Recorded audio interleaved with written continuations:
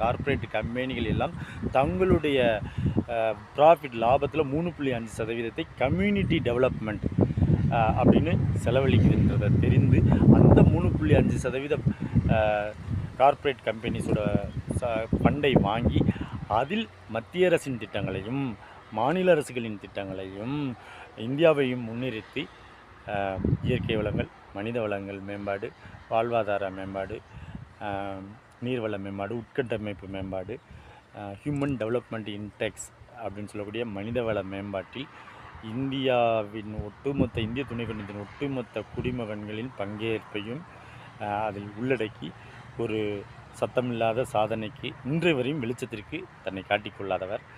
என்னை போன்ற physiotherapy, engineering, லா போன்றவற்றில் படித்து டிஸ்டிங்ஷன் ஹோல்டர்களை மட்டுமே அவர் வேலைக்கு எடுத்தார். இது அதோட விஷயம். என்னோட சீனியர் கவுன்சில் கேட்பாங்க, திருமலை